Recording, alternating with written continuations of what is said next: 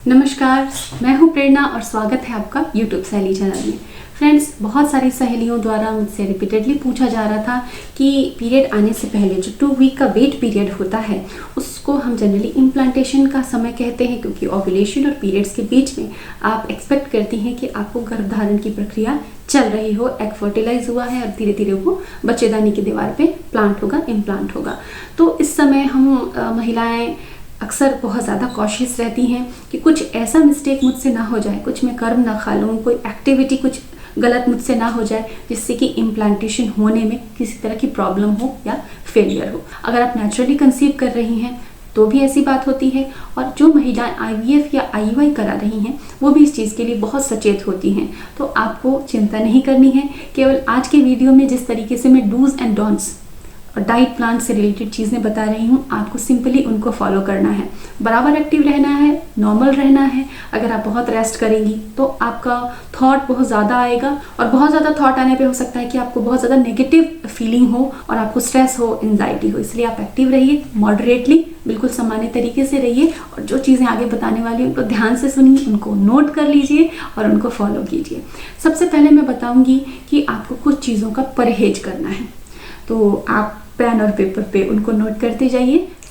सबसे पहली चीज़ है फ्राइड फूड, जो भी तला हुआ खाना।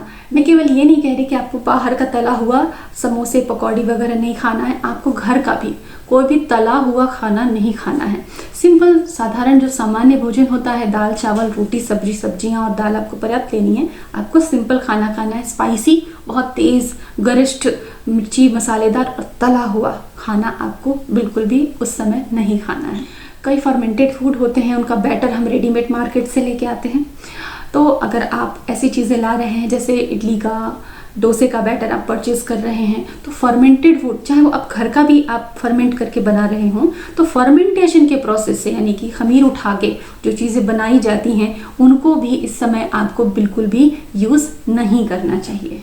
तीसरी चीज़ है सफ़ेद, यानी कि शक्कर और मैदा। इस समय आपको शक्कर और मैदा, मीठे में अगर आप गुड़ या शहद का प्रयोग थोड़ी मात्रा में करें तो वो उचित है, कर सकते हैं, लेकिन मैदे को आपको लाइफस्टाइल से हटा देना है पूरी तरह से। मैदा आप यूज़ बिल्कुल भी नहीं करना है। इस समय स्मोकिंग और अल्कोहल से बिल्कुल दूर रहें। आपके आसपास भी या परिवार में भी कोई स्मोक कर रहा है तो आप दूरी रखें और घर में इस तरह का वातावरण ना बनने दें। साथ ही बाहर जाना और बाहर का स्ट्रीट फूड खाना, ये आपको पूरी तरह से इस समय बंद रखना है, ताकि आपके इम्प्लांटेशन में या फिर IVF या IUI अगर आप करा रही हैं तो किसी भी तरह की आपको समस्या का सामना बिल्कुल भी नहीं करना पड़े। तो यहाँ तो बात हो गई परहेज की कि इन चीज़ों का आपको परहेज करना है। परहेज का रीज़न क्या है, हम परहेज के लिए क्यों कहते हैं? परहेज इसलिए कहते हैं कि जब आप तैयार हो रही होती हैं इम्प्लांटेशन के लिए, चाहे प्राकृतिक चाहे आर्टिफिशियल में आपको सप्लीमेंट्स दिए जाते हैं प्रोजेस्टेरॉन वगैरह के, तो ये आपके आंतों की जो मूवमेंट है, गति है, उनको धीमा कर देता है, और इस वजह से आपका पाचन बहुत स्लो हो जाता है। तो अगर आप भारी खाएंगी तो आपको ब्लोटिंग होगी, पेट फूला पूरा रहेगा, आपको अनईजीनेस होगी, साथ ही आपको उल्टी भी हो सकती है, आपकी तबीयत बिगड़ भी सकती है। इसीलिए आपको साधारण खाना खाना है, भारी तला हुआ ये सब चीज़ें मना किया जाता है। अब हम बात करते हैं कि क्या खाना है। ये चीज़ आपको नोट करने की है, तो इन सभी चीज़ों को आप फटाफट नोट करते जाएं। सबसे पहली चीज़ है हाई प्रोटीन फूड। इस समय आपको प्रोटीन बहुत अच्छे से लेना है। प्रोटीन में आप जितने डेयरी प्रोडक्ट्स हैं वो सब ले सकती हैं। पनीर खा सकती हैं, डेली आप नाश्ते के समय में थोड़ा सा डेयरी प्रोडक्ट पनीर वगैरह ऐड ज़रूर करें। कुछ भी आप बना रहे हैं आप थोड़ा पनीर ऐड कर सकते हैं उसके अंदर। आप नॉनवेज भी खा सकते हैं, जैसे कि चिकन, आप चिकन का सूप बना लीजिए। आप चिकन का कम मसाले में कुछ भी प्रिपरेशन ले सकते हैं, लेकिन आपको बहुत ज़्यादा मसाला नहीं खाना है, क्योंकि मैंने आपको बताया कि इस समय आंतों में जो फूड के डाइजेशन का प्रोसेस है बहुत धीमा हो जाता है। तो आप ऐसे समय में चिकन खा सकते हैं, लेकिन मसाला जो है उसमें बहुत कम होना चाहिए। इस समय हाइड्रेशन, यानी कि शरीर में पानी की कमी बिल्कुल भी नहीं होने देनी है। आप अगर गर्मियों में ये तैयारी कर रहे हैं तो आपको ज़्यादा से ज़्यादा ऐसे फल सब्जियां, खान पान में ऐसी चीज़ों को शामिल करना है कि जिसमें पानी ज़्यादा से ज़्यादा हो। आप जो भी भोजन ले रहे हैं ज़्यादा ठोस न लें, थोड़ा तरल लें, थोड़ा सा उसके अंदर तरलता हो। सब्जी जो बना रहे ग्रेवी वाली बनाएं, दाल लीजिए, खीरा ककड़ी का सेवन ज़्यादा कीजिए, तरबूज अंगूर इन फलों का सेवन अच्छे से कीजिए और 10 से 12 ग्लास पानी पीने की कोशिश कीजिए। चाहे आप सादा पानी पिए, चाहे आप नींबू पानी बना के पिए, चाहे आप फलों का ताज़ा रस घर में निकाल के लें, चाहे आप छाछ के फॉर्म में लें। किसी भी तरीके से आपको तरल चीज़ों की मात्रा आम दिनों से थोड़ी बढ़ाने की कोशिश रखनी है। अगली चीज़ है विटामिन सी। इम्यूनिटी के लिए विटामिन सी बहुत इंपॉर्टेंट है, तो इम्यूनिटी को अच्छा रखने के लिए इन दिनों आप बहुत आसान चीज़ है नींबू पानी ले लीजिए, संतरे का रस ले लीजिए, थोड़े खट्टे फल हैं, आंवला अगर आपके घर में तो चटनी बना के आंवले की ले सकते हैं। तो इस तरीके से विटामिन सी वाले फूड जो हैं आपको इस समय बहुत ज़रूरी है लेना। डेली थोड़ी मात्रा में आप ज़रूर लें और 1 ग्लास नींबू पानी या कोई खट्टा फलों का रस आप ले सकते हैं। नट्स खाना भी इस समय बहुत ज़रूरी है क्योंकि उनके अंदर बहुत अच्छा फैट पाया जाता है जो आपके इम्प्लांटेशन को प्रोसेस को सपोर्ट करेगा, आपके शरीर को सपोर्ट करेगा, जैसे कि ओमेगा 3।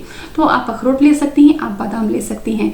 और गर्मी का मौसम है, आपको लगता है कि नट्स से मुझे गर्मी हो रही है या हो सकती है, तो आप इनको भिगो लीजिए, रात को भिगो दीजिए और मॉर्निंग में आप उनको चाहे आप डायरेक्ट खा लीजिए, चाहे आप दूध में ऐड करके ले लीजिए, चाहे आप स्मूदी में ऐड करके ले लीजिए। आप इस तरीके से नट्स को ज़रूर खाएं। अब बात आती है दवाओं की। अगर आप आर्टिफिशियल टेक्निक से कंसीव कर रही हैं तो इस समय आपको कुछ ना कुछ दवाएं ज़रूर दी जाती होंगी सप्लीमेंट्स की, चाहे हार्मोन की भी हो सकती हैं, विटामिन फॉलिक एसिड की भी हो सकती हैं। तो एक भी डोज आपको मिस नहीं करनी है, लेकिन वो सप्लीमेंट की हैं, अगर कभी आपसे मिस हो जाता है आपको घबराना भी नहीं है। कई बार महिलाओं की अगर डोज मिस हो जाती है तो बहुत बुरी तरह घबरा जाती हैं। तो घबराने की कंडीशन आपके शरीर के अंदर हार्मोन के लेवल को पूरी तरह बिगाड़ देती है। तो आपको घबराना नहीं है, बहुत शांत चित्त रहना है, खुश रहना है, स्ट्रेस फ्री रहना है, थोड़ा ध्यान, थोड़ी एक्सरसाइज, थोड़ा वॉक ज़रूर करना है, सन बाथ ज़रूर लेना है, तनाव से बचना है और जो चीज़ें मैंने बताई डूज और डोंट्स में उनको फॉलो करनी है। उम्मीद करते हैं कि आपका इम्प्लांटेशन सक्सेसफुल हो और आपको एक सुंदर नया जीवन मिले। इसी तरह बने रहिएगा मेरे साथ यूट्यूब साइड चैनल पे और वीडियो अच्छा लगा हो तो वीडियो को लाइक ज़रूर करें। Thanks for watching.